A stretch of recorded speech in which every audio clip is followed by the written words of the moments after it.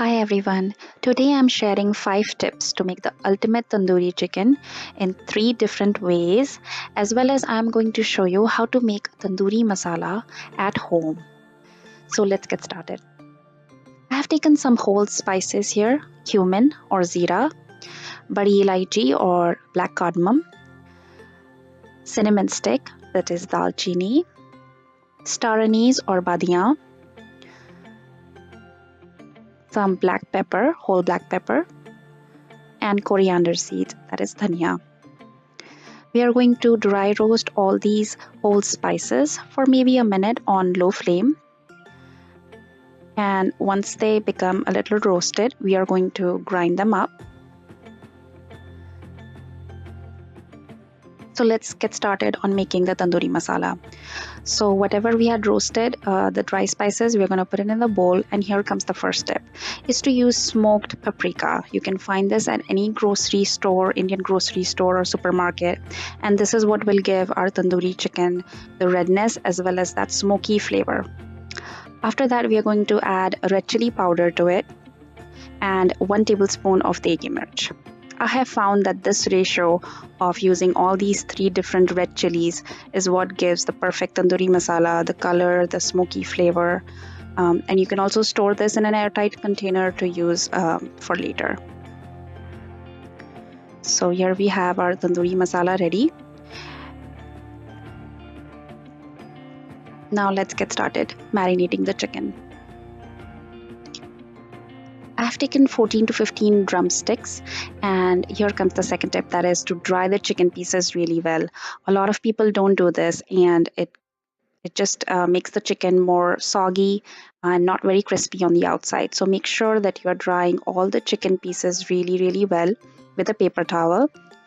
And then we are going to make deep cuts to the bone so that the marination can go all the way in. So as you can see, I'm making all the deep cuts to the chicken pieces.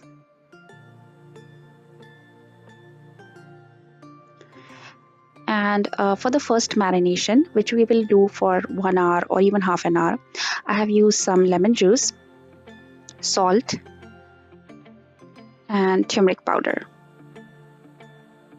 And we are going to mix this with the chicken really well and marinate it for at least half an hour. And while this is marinating, we are going to start on our second marinade, which is with the yogurt. So we'll take a big bowl and we'll add yogurt. The third tip to make the chicken is to use very thick yogurt. I have taken Greek yogurt and I have strained it overnight because we don't want any water in the marinade. The drier it is, the better. Now we'll add the tandoori masala that we made. If you don't want to make tandoori masala at home, at this point you can add the store-bought tandoori masala. I have added ginger and garlic paste.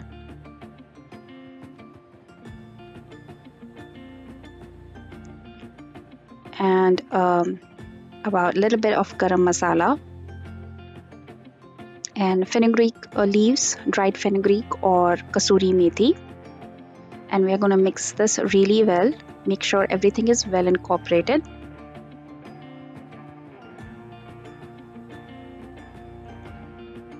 And now we are going to marinate the chicken pieces. So make sure that you put the marinade all the way into the cuts and marinate the chicken really well from all sides.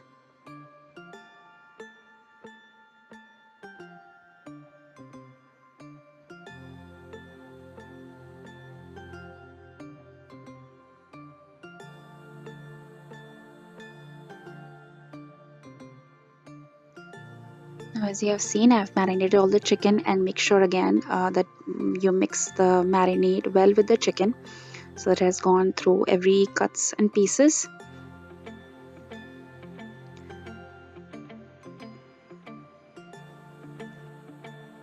The camera did not record this, but do add at this point about 2 tablespoons of oil to the marinade. Sorry that it didn't show. After that, mix the chicken once more really well, and then we are going to cover it up. the cling wrap.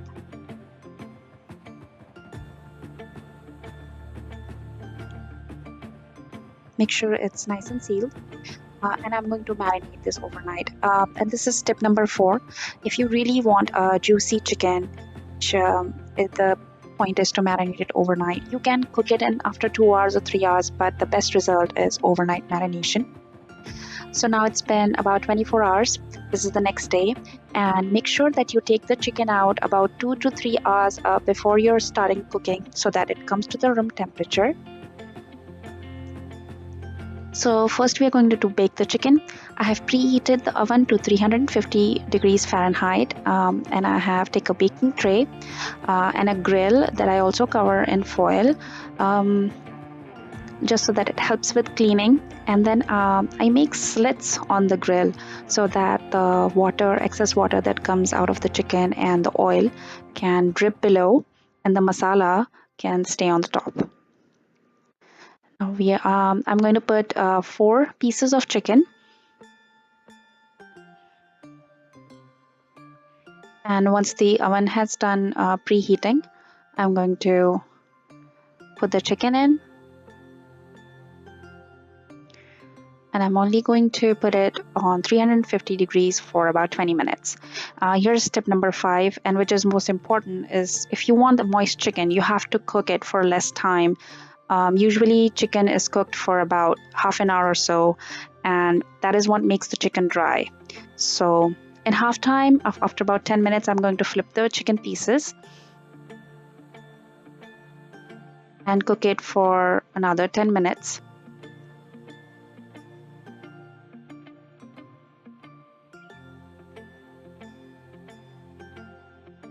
After the 20 minutes the chicken has cooked, I'm going to broil it just for 1 minute. So I will dab a little bit of butter on top. This is salted butter, and it gives really good flavor.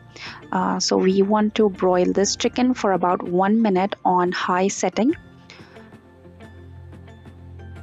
So you can see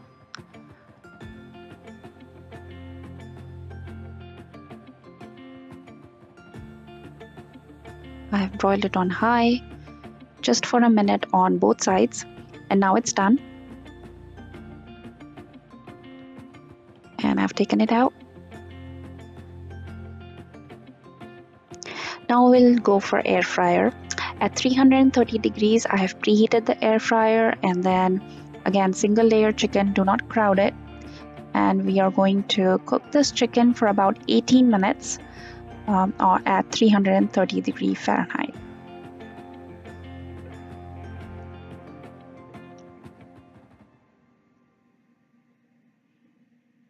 After 18 minutes, I'm going to do the same thing, that is dab the chicken with a little bit of butter, and we are going to air fry it for just 1 more minute additionally.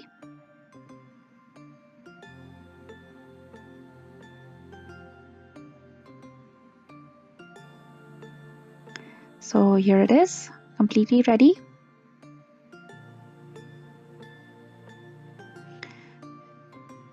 I have taken the chicken pieces out. Here's another tip, is to cover the chicken pieces as soon as they have done cooking, because this helps the steam to stay in the chicken and makes the chicken more juicy. So before eating, make sure for 10 to 15 minutes after you have cooked, you cover the chicken.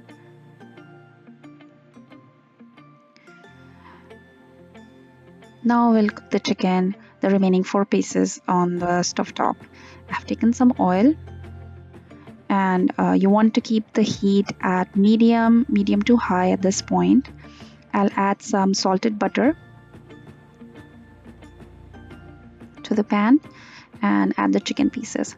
For 1 minute on each side, we are going to sear the chicken pieces. So make sure you don't move the chicken during those first minutes. Just let them sear really well in the oil. So after the 1 minute is up, we are going to flip the chicken pieces, and you can see how nicely they have seared.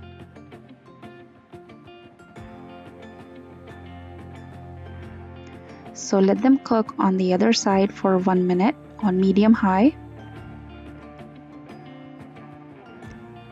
I've also put the chicken pieces on their side and let them cook for 1 minute there as well.